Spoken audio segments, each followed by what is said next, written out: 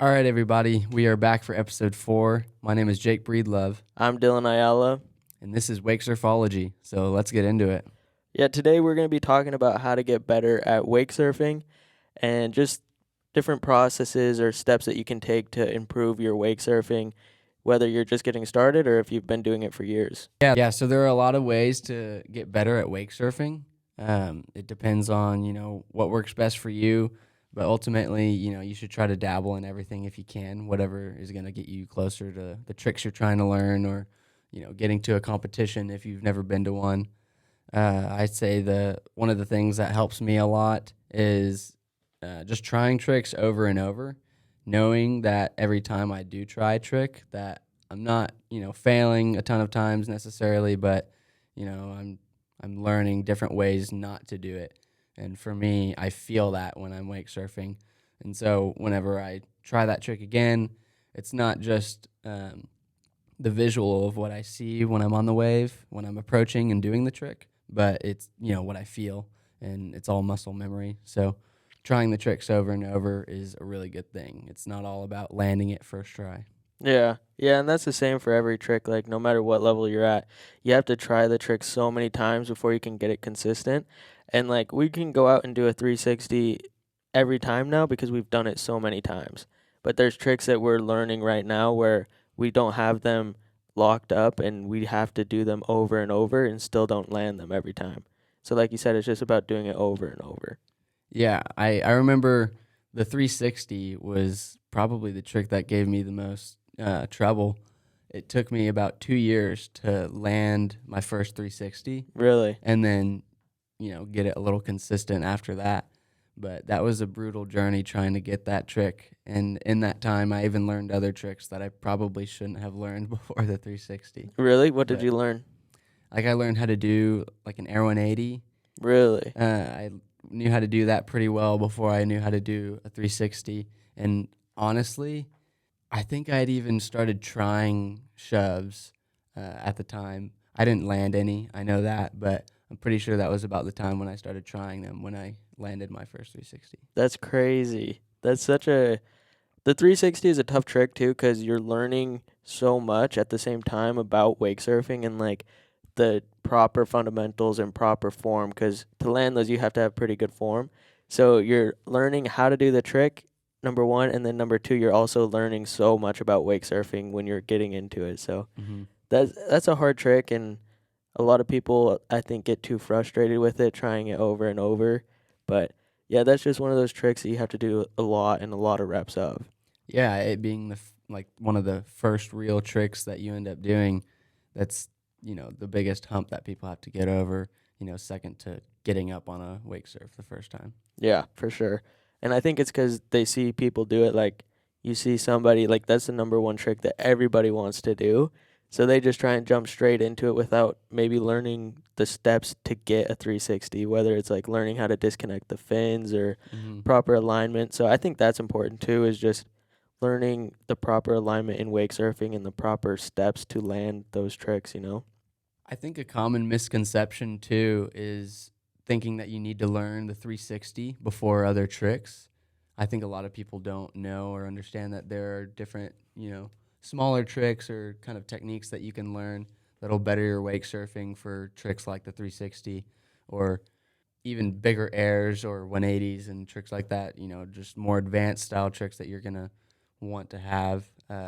Before trying those 360s and stuff. Yes, yeah. Because like for the 360 you have to have so much to go right, and you don't want to be worrying about as it comes around being able to pump. Like, most people Mm-hmm. don't even know how to pump and they're already trying a 360. Like, a lot of people will just carve. They'll just carve. They're not really creating speed when they're doing their pumps. So like learning how to pump first and how to lip slide, how to keep your chest up through rotations or different tricks is super important, because that will help you in the long run on your 360, like you're saying. Yeah, and that's what I was thinking of when you mentioned learning lip slides. Tricks like lip slides and board slides, bottom turns, floaters, small airs, small ollies, those kind of tricks are really going to be the tricks that'll help you break into wake surfing and learn those more complicated ones. Yeah. Yeah, because they're fun tricks too. So you're not just trying the 360 over and over. And I think a problem too is people don't know the steps to get to a 360 as well. Hmm. Like they just know about the 360, they don't know about the tricks that lead up to it. So that's probably a big problem as well. It's not necessarily that they just want to land a 360. It's that they don't know that they need to learn those other tricks first so that they can land a 360. Hmm. And that really helped me when I started riding, because those were the first maneuvers that I learned was chop hop, floater, bottom turn, snap, and just good carves and pumping, and then small airs and ollies and stuff like that. But those really paved the way for my wake surfing. And if I didn't know that I had those tricks to do, then honestly, I might get bored falling on a 360 for 2 years. Yeah, same. Those were the first tricks that I learned as well. And just like the floater, like it teaches you how to pivot off the top of the wave. Like if you're getting stuck in the wave, like if you're falling out of the back, the floater teaches you how to pop off the wave so that once you get into that position, you're ready to get off the wave, you know? Hmm. And like every trick has those smaller tricks that lead up to it, whether it be like a shove or an air. Like with the shove, I would say that first you would want to learn how to ride regular revert, you know, so that once you get that shove all the way around, you're comfortable in that position. Wouldn't you say? Definitely.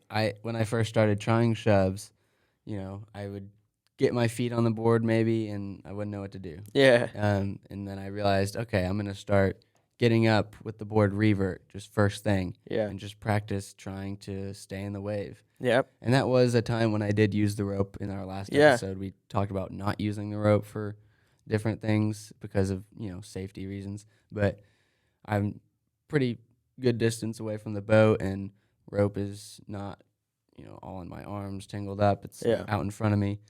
But trying to do that revert shove or just staying in the wave revert was the biggest factor to help me land my shoves. Yeah, because once you get the shove around, like you said, you have to land on it and stay in the wave. And that's honestly the hardest part, in my opinion, is riding that regular revert unless you practice it beforehand. So practicing, like what I remember doing is getting up regular revert, practicing staying in the wave, and then once I got to the point where I could kind of stay in the wave, I'd throw the rope over, try and stay in as long as I can, and then 180 out.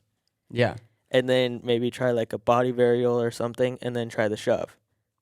That way you're practicing that position that you're going to end up in for the trick before you do the trick. Hmm. Another thing that you can do to help you learn tricks faster is riding with someone else, but also planning out your riding or the tricks that you're going to do in any particular day or week, or whenever you're going to go ride. Just having some sort of schedule as far as what tricks you're going to do or how you're going to challenge you or whoever you're riding with to get better. Yeah. Yeah, like maybe one day you focus on like shove style tricks or aerial type tricks, or maybe even switch or backside, which we need to ride switch and backside more. But making sure to fit that into your like riding schedule is going to make sure that you actually ride those different types of tricks. Hmm. And one example, we are examples of this. I, like growing up wake surfing, I almost never rode switch, and I almost never rode backside. And when I first got into it, I was just riding by myself too, just with my dad or my brother. And I wasn't learning a ton because, we were all kind of doing tiny little things, not really doing advanced stuff.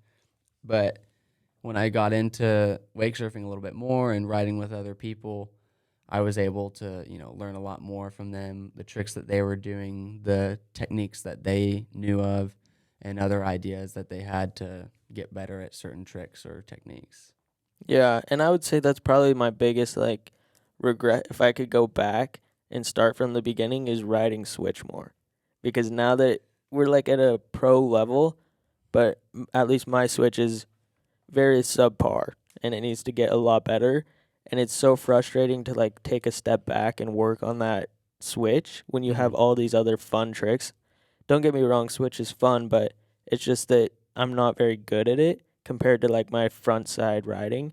So it's frustrating to step back and work on that, but it's something that needs to be done, you know? Yeah, I totally agree. Uh, Another weird thing about me with my wake surfing is I was always terrible at backside tricks, backside rotations, and I, for some reason, was natural at frontside tricks. And that's why I learned Air 180 before 360. I learned reverse and reverse three before, no, just a reverse before an alley oop, a reverse three before an air three, front big before back big, front three shove before regular three shove. It's completely backwards, but I wonder why that is. Have you ever thought about it, or like, is there anything that you did when you were younger that maybe you did a lot more front side rotations or something like that? it was definitely because of wakeboarding and skateboarding. Mm, And I don't know what got me to go front side with those, yeah, but like with wakeboarding in general, yeah, since you have a rope, your chest is already kind of pulled toward the boat, so you're already opening up, and that's kind of what you do when you do the front side tricks and rotations. And then I would also like to do front side rotations because I was afraid to spin blind yeah. That in a makes way. sense. Um, I did not like that when I was growing up. Yeah, 'cause you can't see where you're going. Yeah, But that makes sense. Yeah, like you're saying with the shoulder being pulled out in front, you're already like 20 degrees closer to the 180 when yeah. you're like that compared to having to go backside. That makes a lot of sense. And that's actually something that I had to fix when I first got into wake surfing. I was wake surfing with my chest opened up to the boat too much, and it was messing me up. And now that's a tip that I tell people a lot when they're wake surfing is to square up their shoulders, point them at the wave. Yeah, yeah, I noticed that too. A lot of people that wakeboard will just ride completely opened up with their Hmm. upper body pointing towards the boat. And you can't really stay in, I mean, you can stay in the wave, but it's harder to get that toe side rail into the wave. So if you are a wakeboarder, focus on getting that front shoulder into the wave.